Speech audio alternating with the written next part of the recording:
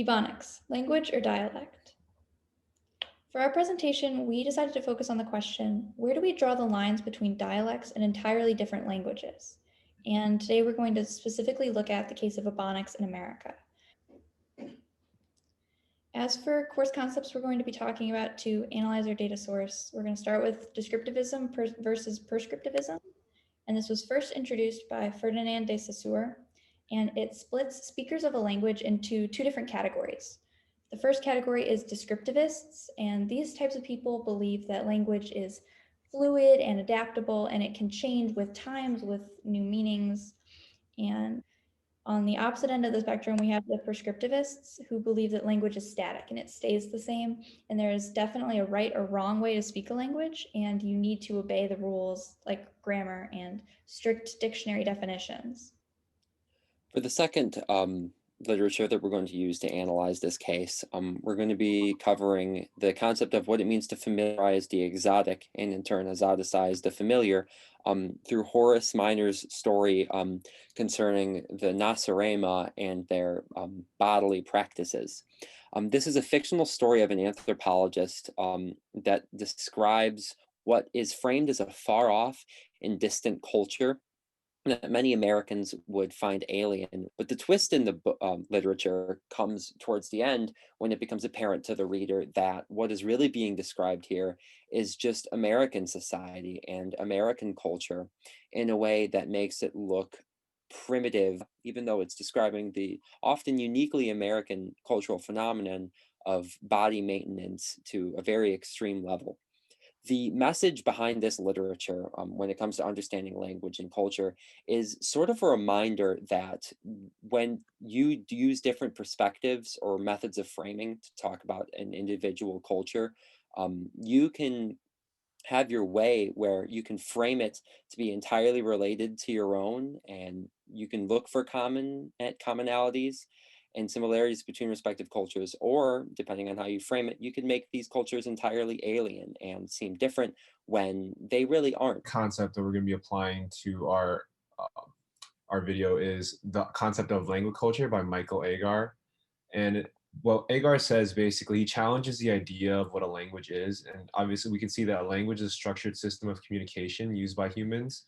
But what he also says that language itself, which is the grammar and the dictionary, is also intertwined with culture, experiences, upbringings, and norms. And they're so closely intertwined that it becomes one concept known as language culture.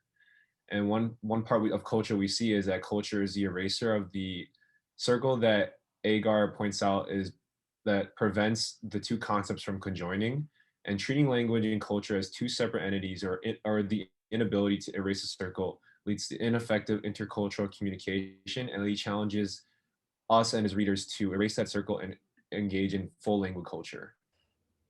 For the data that we're utilizing for our presentation, we used a compilation of short clips discussing Ebonics.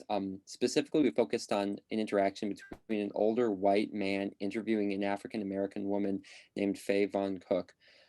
Some points of disagreement included the translation of the standard American English sentence, "I'm here," to "she here" or "he here," which the interviewer claims was just an inaccurate or insufficient use of English and not its own language. Furthermore, we referenced another clip from the program where an older white man working with CNN is interviewing an African-American teenager who uses the phrase "off the hook" to describe a party he attended, and the interview is somewhat bewildered as to what that means.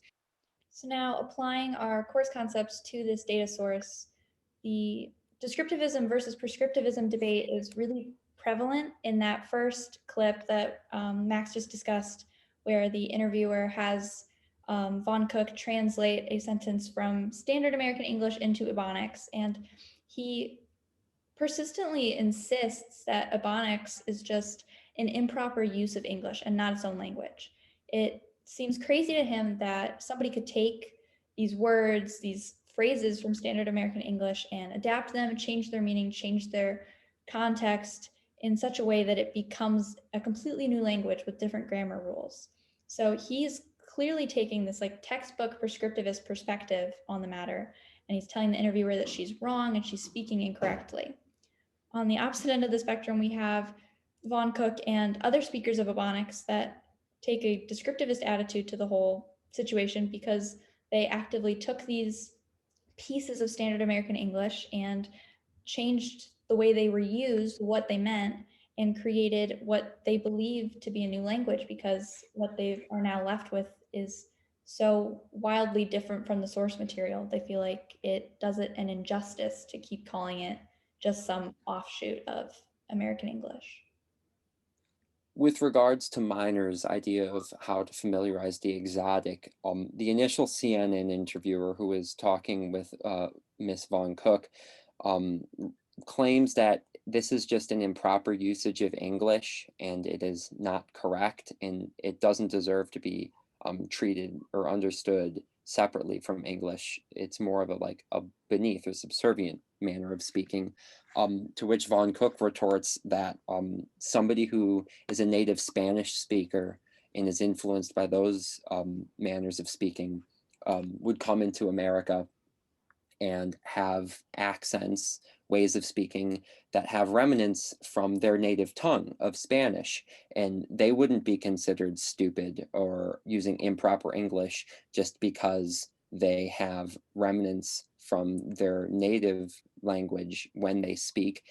People wouldn't be more likely to just understand that they have influences that don't necessarily just mean someone is stupid or incapable of using proper English.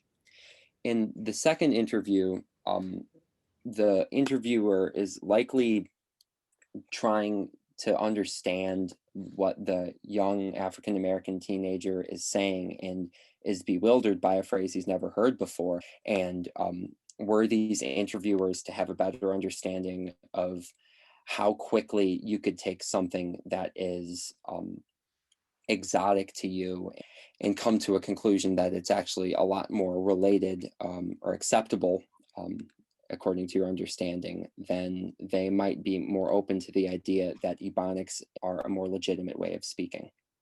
During a Datelines news segment, a white male interviewer questioned the teenage African boy about the phrase, the party was off the hook, as he was quite confused by this phrase, even though it was used, they were sharing the same dictionary and same language, but he was confused by what that actually meant by the party was off the hook. According to Agar, people have a tendency to draw a circle around language. It is more productive to erase the natural tendency to draw that circle around language. This reduces the chances of confusion and ignorance because there is a full and complete understanding of grammar, vocabulary, as well as cultural information, past knowledge, and behaviors. As we apply the concept of language culture to this scenario, we see that the interviewer is experiencing a moment of rich point. This is when people realize that a culture is different from their own and when they face some behaviors which they do not understand. Communication, like the interview between the white man and the black teenage boy, demonstrates a departure from an outsider's expectations that signal a difference between source language culture and target language culture.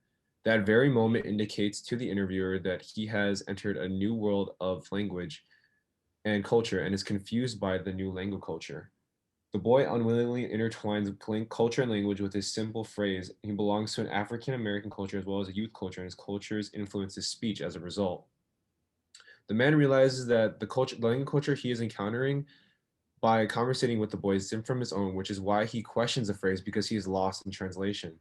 This disconnect lies in the interviewer not going beyond the language and understanding understanding the culture. This restrictive circle that Agar points out continues to exist, and he is unable to fully understand what is being translated through the simple language. To sum up all the points, the distinguishment between new and separate languages and dialects of existing languages is quite ambiguous. Culture has a massive impact on how languages are interpreted and understood in society. While it is crucial to remind ourselves that the concept of normality and standards are constantly dynamic. Additionally, we also get a glimpse into the treatment of different races and cultures in America and its downfalls. Essentially, a dialect becomes its own language, not solely based on how different it becomes from the standard language, but also when it becomes an important and valued part of the culture of the culture group that uses it. For Ebonics, establishing it as its own language helps empower a systemically oppressed group and eliminate the harmful, uneducated Black people stereotype.